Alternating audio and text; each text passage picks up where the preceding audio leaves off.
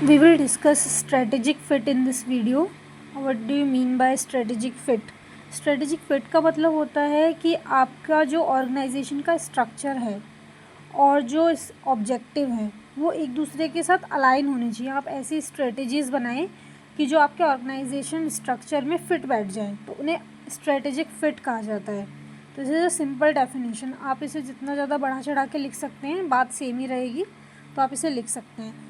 इसमें क्या होता है कि इसकी इम्पोर्टेंस क्या होती है कि स्ट्रेटेजिक फ़िट क्यों करना चाहिए। उससे क्या होता है ना कि हमारे जो मार्केट के ट्रेंड्स होते हैं या हमारी जो ऑर्गेनाइजेशन होती है वो ज़्यादा अडेप्टेबल बनती है, वो मार्केट के डायनेमिक्स में फिट बैठती है, और जितने भी चैलेंजेस होते हैं मार्केट के उनको ओवरकम करने में उसको हेल्प मिलती है। तो स्ट्रेटेजिक फ़िट इसीलिए किया जाता है ताकि हम जो फैक्टर्स है जैसे मार्केट डायनेमिक्स या मार्केट में ऑर्गेनाइजेशन की जो पोजीशन है उसको अच्छा कर सकें।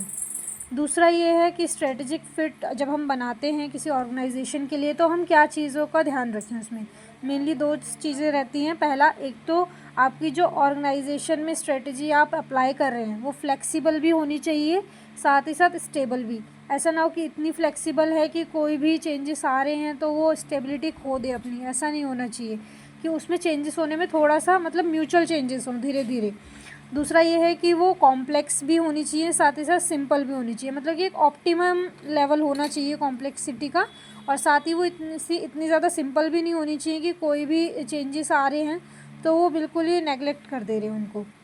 तो मतलब हमें एकदम बैलेंस बना के रखना होता है अपनी स्ट्रेटजीज़ में। कुल मिला के बहुत ज़्यादा सिंपल स्ट्रेटजीज़ नहीं बनानी होती और बहुत ज़्यादा हाई फाई या बहुत ज़्यादा कॉम्प्लेक्स नहीं बनानी होती।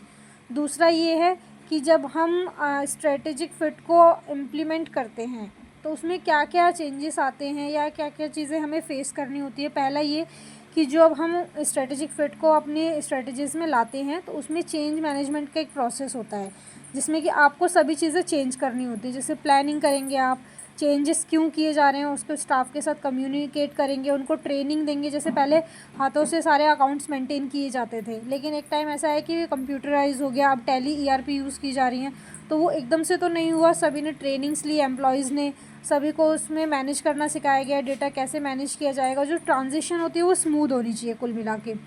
दूसरा है कि आप कुछ भी चेंजेस करते हैं, कोई भी स्ट्रेटजीज़ में चेंज करेंगे तो उसमें आपको रेजिस्टेंस दिखेगा, क्योंकि सारे एम्प्लॉयज़ होंगे, सारी ऑर्गेनाइजेशन होंगी, वो इतनी जल्दी अडेप्ट नहीं करती है, इतनी ज़्यादा फ्लेक्सिबल नहीं होती है, क्योंकि उनके भी कुछ माइंडसेट होते हैं। तो उन पे ओवरकम करने के लिए आप क्या कर सकते हैं कि एम्प्लॉयज़ का इंगेजमेंट बढ़ाएं, उनसे बात करें, उनके साथ ट्रांसपेरेंट कम्युनिकेशन रखें और उनको सपोर्ट दें, उनको ट्रेनिंग दें। तो इससे क्या होता है कि आप इजीली स्मूथ ट्रांजिशन कर सकते हैं, अपने जो भी ऑर्गेनाइजेशन में स्ट्रेटजी है उसको उनके स्ट्रक्चर के अकॉर्डिंग ला सकते हैं। एक बार आपने स्ट्रेटजीज अप्लाई कर दी, चेंज कर दी, उसके बाद आपका क्या काम होता है। उसके बाद काम होता है कि आपको उनको एनालाइज करना है, मॉनिटर करना है, और उनका ध्यान रखना है कि जो आपने स्ट्रेटजीज लगाई है उनका कुछ फ़ायदा हो भी रहा है या फिर सिर्फ टाइम वेस्ट हुआ है। तो उसके लिए क्या होता है कि आप एक बैलेंस स्कोर कार्ड बना सकते हैं, केपीआईज बना सकते हैं, केआरएस बना सकते हैं, जिससे कि आप एक ये चीज़ चेक कर सकें कि आपने जो नई स्ट्रेटजीज लाई हैं अपने ऑर्गेनाइजेशन में उनका क्या बेनिफिट हो रहा है, या उनमें अगर कोई माइनर चेंजेस की रिक्वायरमेंट है तो आप वो कर सकते हैं।